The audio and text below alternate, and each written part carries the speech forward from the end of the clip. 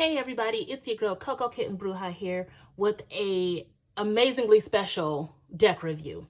Now, I follow another amazingly gifted tarot reader here on Facebook, on YouTube. And she used this deck once and I was obsessed. I had to have it and I had to look for it. And it took me forever for it to come back in stock on Amazon. But when it did, it came out as the second edition and I immediately pre-ordered it. This, as you can see, is the Transparent Tarot by Emily Carding. Now, this is not your typical tarot deck.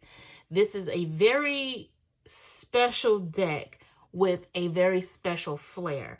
And let's just go ahead and get into it.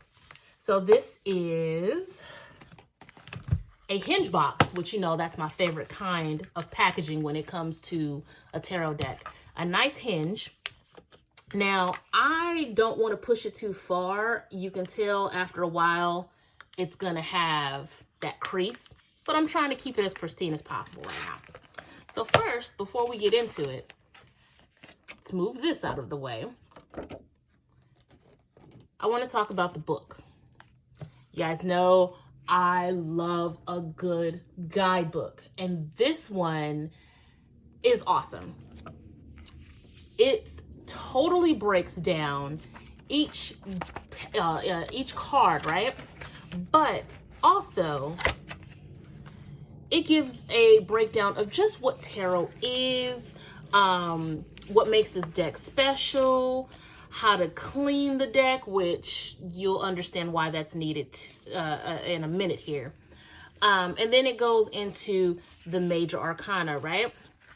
Now, I will say, while this book breaks down each card, you're not going to get a whole lot of information. Basically speaking, this particular deck is very much an intuitive deck. Yes, you get a guidebook and it breaks down exactly what these cards mean. But as you'll see in a second when I actually pull the cards out, it is very much intuitive because each card is going to play on the other card picked. So you have the 2-page meaning where you have the Fool, and it breaks down what the Fool means when it comes to the major arcana, and then it breaks down the actual picture, and then we go into divination. But it's also going to show you how you can gain a reading based on how other cards are played into it, and I'll explain that in a second. So again, it goes into this with every single card, even through the minor arcana. So you have the basic breakdown and then the actual divination of the card. Now that that's being said, I'm going to show you guys the cards because these are so cool. First, I'm going to move this out of the way. We have to lay out the white sheet that comes with it. Now, I'm going to show you guys these amazing cards. So I'm not going to do the typical, I'm going to show you guys each of the major arcana. I'm just going to show you the cards as they come out because I've been using these because they're so cool. So they are literally transparent. They are pieces of plastic with the actual picture on the plastic. So when you lay it down, now we're looking at the 7 of Wands, right? So let's say you pull the 7 of Wands, you pull the Strength card. Now, this is where it comes into play. I will fully admit that there are times where I have to refer back to the book because it's not going to show you the name of the major arcana, but it will give you the number. Full transparency moment, guys. So let's pull it up. And yes, the 11th card is the Strength card, right? So with these two cards being pulled, we have the Seven of Wands first,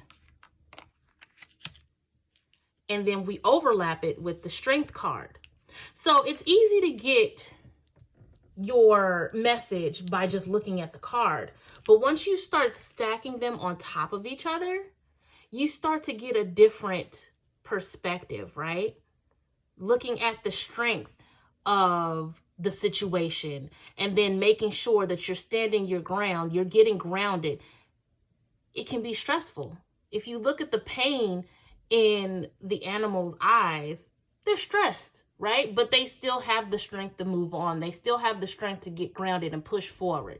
There's so many different meanings that come with the layers of this deck. I love it. I absolutely love it.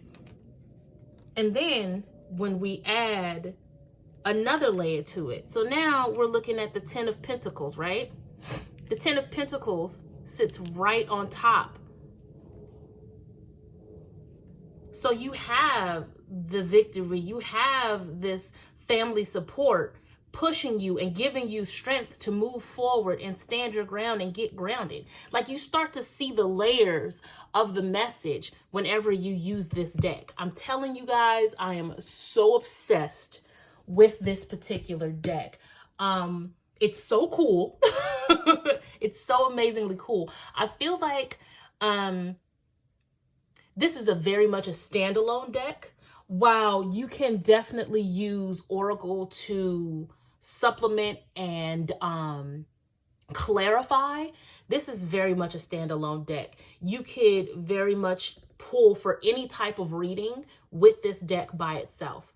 I feel like the book is very comprehensive, so it's good for all skill levels. You can easily go from beginner, intermediate, and expert level with just this deck, pulling daily and layering the cards to understand the different breakdown and different messages you can get. Still the same with numerology. You can pull the 7, you can pull the 10, you can look at the spiritual aspects of 7. 10 is about completion.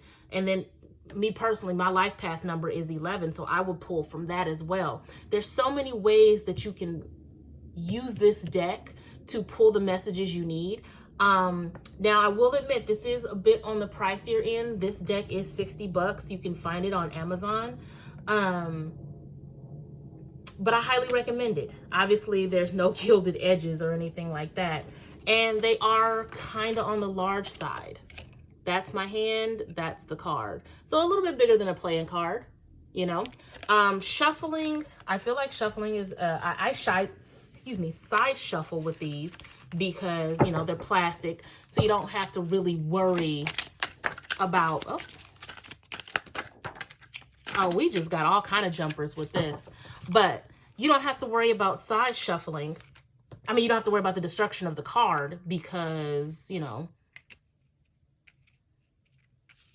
they're plastic. So with them being plastic, you really don't have to worry about being too gentle, but at the same time, you don't want to just go around bending them because once you bend them, that's it. So now we got this.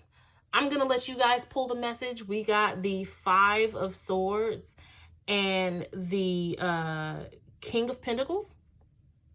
So whatever you guys feel from that, if you feel that there's a message here, put it in the comments for me. Let me know how you guys interpret this, especially with it being layered like this, right?